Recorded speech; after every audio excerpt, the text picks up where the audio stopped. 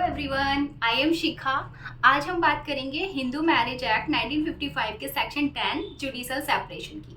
Judicial separation क्या होता है?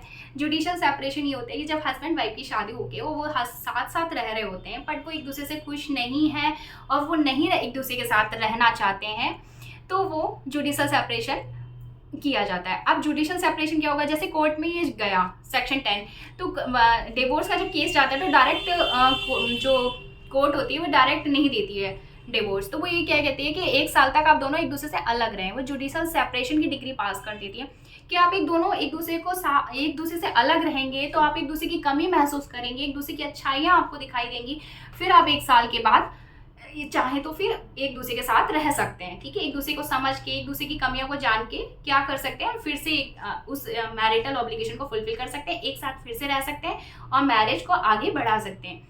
ठीक है, लेकिन अब क्या करते हैं, कोर्ट क्या करता है, डायरेक्ट नहीं, डिवोर्स की डिग्री पास ना करके जुडिशल सेपरेशन की डिग्री पास करता है। जुडिशल सेपरेशन 1 साल के लिए जो है वो कोर्ट एक दूसरे से अलग रहने को कह देते हैं, यानी कि वो फिजिकल तो एक साथ नहीं रह रहे हैं। ठीक है, वो बिल्कुल अलग रह रहे हैं।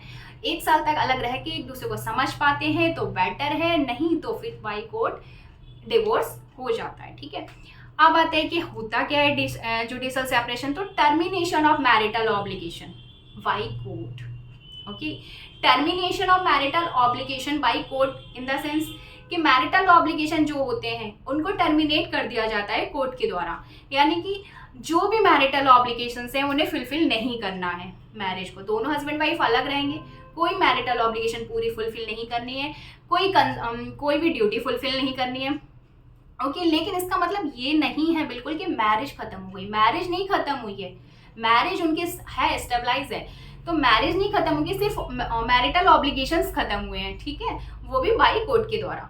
ये नहीं कर सकते कि अरे जुडिशल सेपरेशन हो गया तो हम एक दूसरे के साथ नहीं रह सकते, ऐसा नहीं है। आप एक दूसरे के साथ रह सकते हैं, आप आपस में डिसाइड कर लीजिए अपनी इच्छा से। आप कोर्ट में ये बात बोल सकते हैं और कोर्ट ये डिसाइड करके आपको एक दूसरे के साथ रहने को परमिशन दे सकते हैं। मतलब ये बिल्कुल भी नहीं दिमाग में रखना है कि जुडिशल सेपरेशन की डिग्री पास होने के बाद हम एक साथ नहीं रह सकते। आप एक साथ रह सकते हैं। ठीक है, इसीलिए जुडिशल सेपरेशन किया जाता है कि हाँ, आप ये दोनों एक दूसरे के साथ रह सकते हैं। आप ये नहीं कर सकते हैं कि आप जुडिशल सेपरेशन की डिग्री पास हुई और आपने सेकंड मैरिज कर ली। सेकंड मैरिज नहीं कर सकते आप, क्योंकि मैरिज नहीं एंड हुई है। ओके, मतलब मैरिज नहीं एंड हुई है बल्कि मैरिटल ऑब्लिगेशंस को स्टॉप किया गया है। समझ पा रहे हैं ना? इसलिए तो आप सेकंड मैरिज नहीं कर सकते। ऑब्जेक्टिव क्या, पर्पस क्या है कोर्ट का ऐसा करने का? तो कोर्ट का पर्पस है to preserve the bond of marriage, यानी कि मैरिज का जो बॉन्ड है वो बना रहना चाहिए देश में, समाज में। ऐसा ये जो मैरिज है वो सिर्फ एक, ये नहीं है कि एक रिश्ता है, सिर्फ एक रिश्ता नहीं है बल्कि एक सेरेमनी है और एक 7 जन्मों का जो है वो बंधन है। तो इस बंधन को एक मजाक ना बनाया जाए, इसलिए प्रिजर्व द, कोर्ट के द्वारा क्या कहा गया, preserve the bond of marriage. अब रिलेटेड सेक्शन क्या है? सेक्शन 13(1)(a) सब क्लॉज 1, वो ये कहता है कि अगर 1 साल तक दोनों हस्बैंड वाइफ अलग रहे हैं पूरी तरह से, यानी कि कोहैबिटेशन नहीं हुआ है उनके बीच में, फिर वो 1 साल के बाद ये चाह रहे हैं कि हमें पूरी तरह से अलग ही होना है, हमें फाइनली डिवोर्स ही लेना है। ठीक है, तब कोर्ट क्या करेगा कि वो डिवोर्स की डिग्री पास कर देगा 13(1)(a) सब क्लॉज 1 के द्वारा। फिर 13(a) क्या कहता है? 13 जो है वो डिस्क्रिशनरी पावर देता है बाई कोर्ट को, मतलब कोर्ट को ये पावर देता है डिस्क्रिशनरी पावर कि वो डिवोर्स ना देके जुडिशल सेपरेशन की डिग्री पास कर सकता है कोर्ट। ओके, अब ये पावर स्पेशली कोर्ट को दे रखी है 13(a) में। अब ग्राउंड्स क्या है? ठीक है, तो जुडिशल सेपरेशन के सारे ग्राउंड्स वही हैं जो डिवोर्स के हैं। ठीक है, जो डिवोर्स के हैं वही जुडिशल सेपरेशन के हैं। तो अब क्या क्या है डिवोर्स के? तो 13(1) में 8 ग्राउंड्स हैं डिवोर्स के। ठीक है, 8 ग्राउंड्स क्या है? First adultery, second cruelty, third desertion, fourth conversion, 5th unsoundness, 6th venereal disease, 7 बताइए या है रेनाउंसिएशन। 7 रेनाउंसिएशन, यानी कि धर्म। रेनाउंसिएशन का मतलब क्या है कि हमने संसार त्याग दिया, रेनाउंसिएशन। और 8 है प्रिज्यूम डेथ।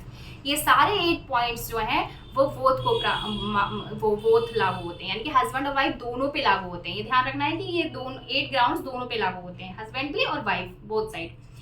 फिर आता है 13(1)(a). 13(1)(a) क्या कहता है कि 13(1)(a) कहता है कि नॉन रिजम्पशन ऑफ, ठीक है, non resumption of cohabitation for 1 year और मोर आफ्टर जुडिशियल सेपरेशन।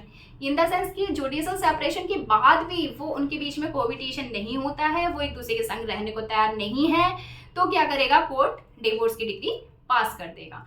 फिर सेकंड है no restitution of conjugal rights, ठीक है, इस बेस पे भी कोर्ट जो है वो डिवोर्स की डिग्री पास कर देगा। अब 13 सब क्लॉज 2, 13 सब क्लॉज 2 कहता है कि जो कि 4 पॉइंट्स बताए गए हैं जो सिर्फ और सिर्फ वाइफ को ही लागू हैं, ठीक है। जो 4 पॉइंट्स है 13(2) सिर्फ वाइफ की साइड की बात करता है, सिर्फ वाइफ ही इस बेस पे डिवोर्स ले सकती है। अभी तक हमने जो 8 ग्राउंड्स की बात की है उसमें हस्बैंड और वाइफ दोनों स्पाउस में से कोई भी डिवोर्स उस बेस पे ले सकता है, लेकिन अभी हम बात कर रहे हैं 13 सब क्लॉज 2 की, उसमें जो 4 पॉइंट्स है वो सिर्फ और सिर्फ वाइफ को ही चाहिए, मतलब सिर्फ वाइफ ही उस बेस पे डिवोर्स ले सकती है।